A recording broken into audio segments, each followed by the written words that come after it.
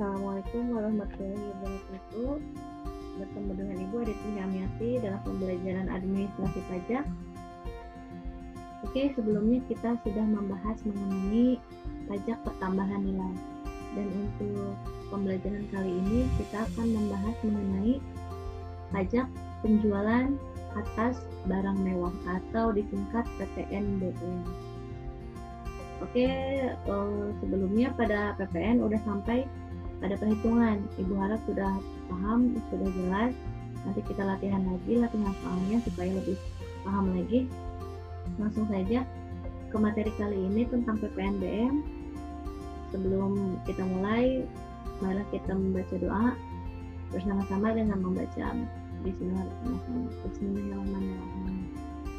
Oke, di sini ada dasar hukum PPNBM, yaitu Undang-Undang Nomor 24 Tahun 2009 tentang pengenaan PPN dan PPNBM, pajak pertambahan nilai dan pajak penjualan barang mewah atas BKP dan JKP yang dikonsumsi di dalam negeri.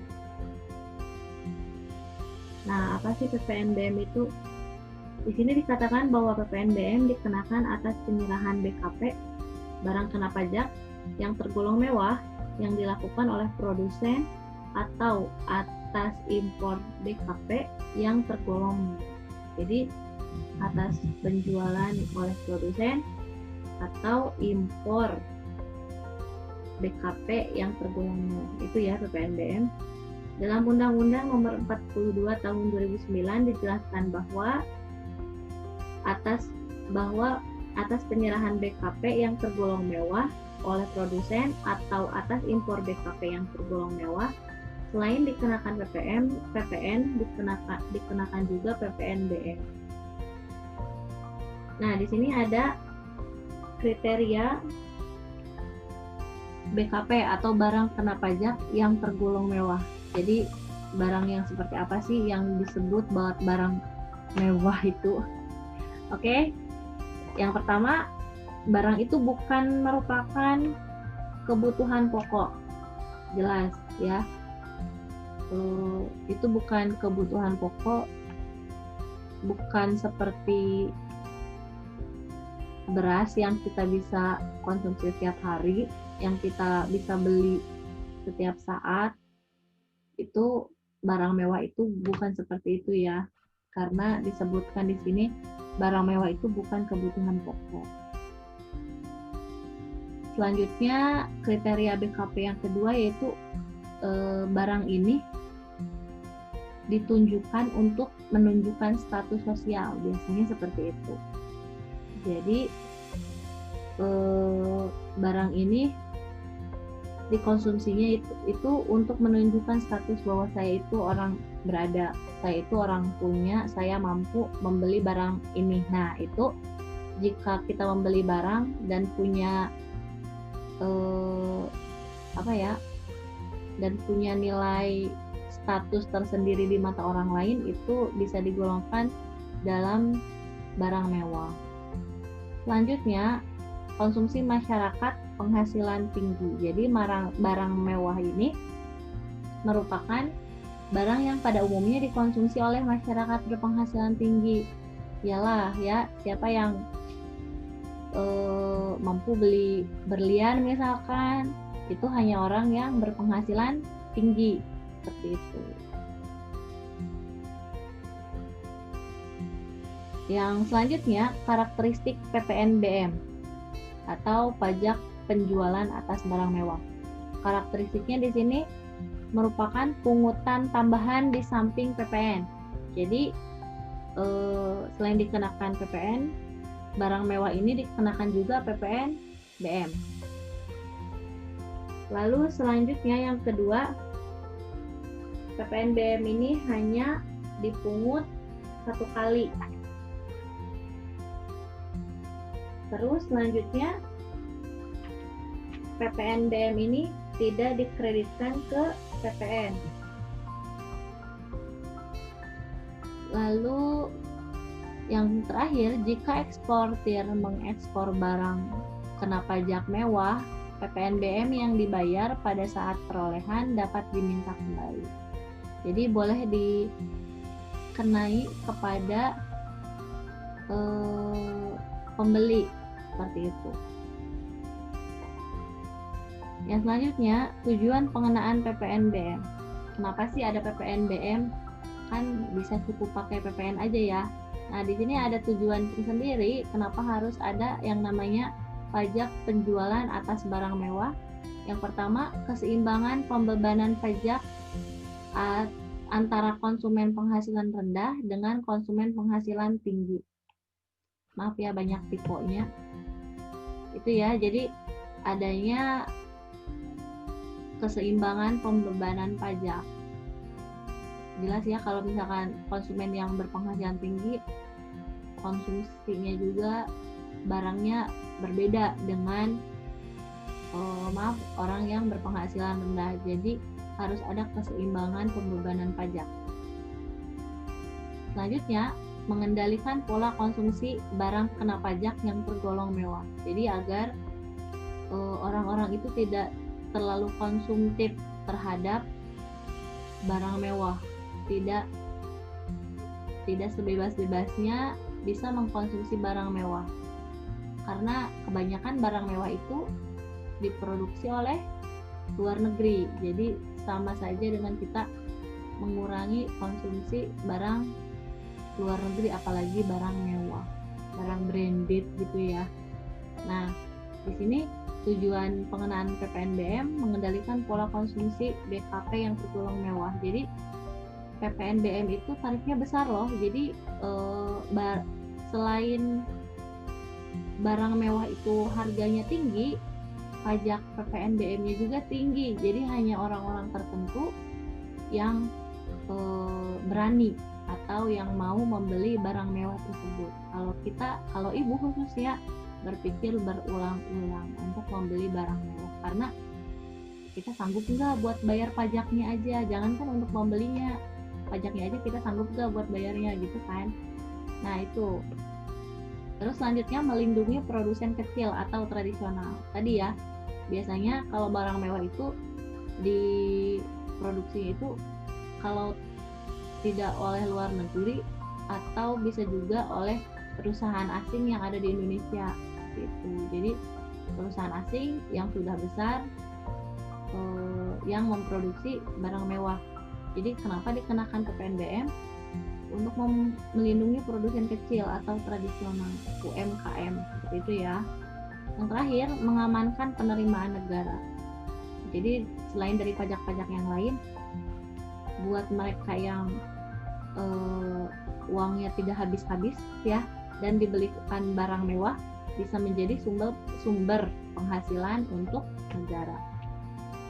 Nah, di sini ada subjek PPNBM.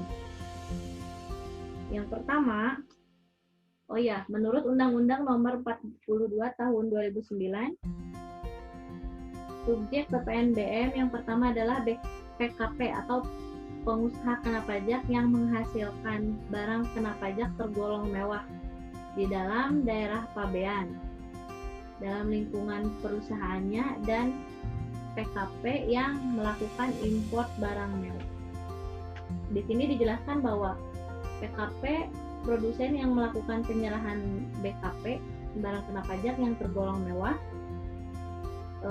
Kegiatan yang dilakukan produsen itu meliputi merakit atau menggabungkan bagian lepas dari suatu barang menjadi barang setengah jadi atau barang jadi, seperti merakit mobil, barang elektronik, dan perabot rumah tangga. Selanjutnya, memasak, yaitu mengolah barang dengan cara memanaskan, baik dicampur bahan lain maupun tidak. Nah, di sini mungkin ada yang bertanya, memasak, emang ada makanan yang tergolong barang mewah? Ada, jangan salah ya. Ada makanan, kalian boleh searching di YouTube atau di Google, ada makanan yang nilainya ratusan juta, bahkan miliaran, yang hanya orang-orang tertentu atau raja, presiden, kaisar yang hanya boleh memakannya misalnya, yang hanya bisa memakannya. Bolehlah kalian cari contohnya. Selanjutnya, produsen itu bisa juga mencampur, yaitu mempersatukan dua atau lebih unsur untuk menghasilkan satu atau lebih barang lainnya.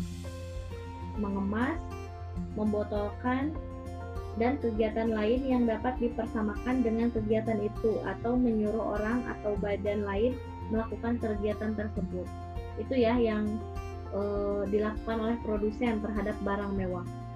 Kategori yang kita sebut produsen itu seperti itu: orang yang merakit, memasak, mencampur, mengemas, membotolkan, atau menyuruh orang lain untuk melakukan hal-hal tersebut untuk menjadi barang mewah, itu disebut produsen. Selanjutnya subjek PPNBM yang selanjutnya yaitu tadi PKP yang melakukan import barang mewah. Nah, pengenaan PPNBM yang tergolong mewah ya tidak memperhatikan siapa yang mengimport BKP tersebut, serta tidak memperhatikan apakah import tersebut dilakukan secara terus-menerus atau hanya satu kali. Nah, di sini ada objek PPNBM.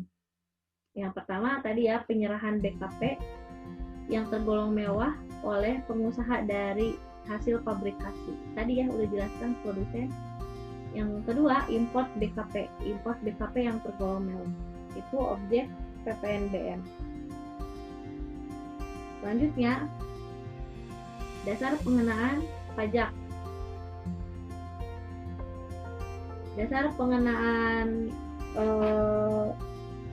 PPNBM yang pertama, ini tidak jauh seperti yang PPN. Yang pertama itu adalah harga jual. Terus yang kedua, harga pengganti. Yang ketiga, nilai import. Yang keempat, nilai ekspor. Terus nilai yang diatur peraturan Menteri Keuangan. Itu adalah dasar perhitungan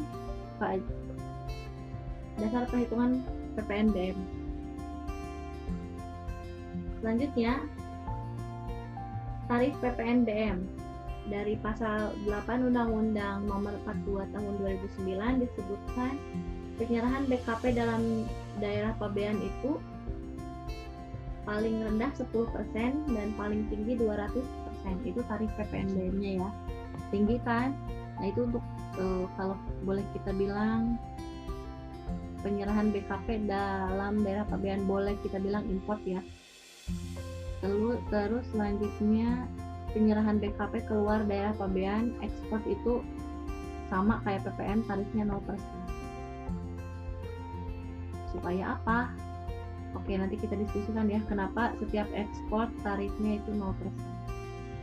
Nah, pengenaan atau saat terutangnya PPNBM. Di sini dikatakan bahwa penyerahan barang kena pajak yang tergolong barang mewah yang dilakukan oleh pengusaha yang menghasilkan BKP yang tergolong barang mewah di dalam daerah pabean dalam lingkungan perusahaan atau pekerjaannya. Jadi yang termasuk dalam pengertian menghasilkan adalah kegiatan merakit, memasak, tadi ya Ibu sudah jelaskan, mencampur, mengemas, dan membotolkan, serta kegiatan lain yang dapat dipersamakan. Terus import BKP yang tergolong barang mewah. PPNBM dikenakan hanya satu kali pada waktu penyerahan BKP yang tergolong barang mewah oleh pengusaha yang menghasilkan atau pada waktu impor. Nah, di sini pengenaan PPNBM atas import BKP yang tergolong mewah tidak memperhatikan siapa yang mengimport BKP tersebut, serta tidak memperhatikan apakah import tersebut dilakukan secara terus-menerus atau hanya sekali. Itu ya, sudah Ibu jelaskan tadi. Oke, thank you atau terima kasih. Untuk kali ini Ibu cukupkan sekian, nanti kita belajar perhitungannya. Ibu tutup billahi taufiq wal hidayah. Wassalamualaikum warahmatullahi wabarakatuh.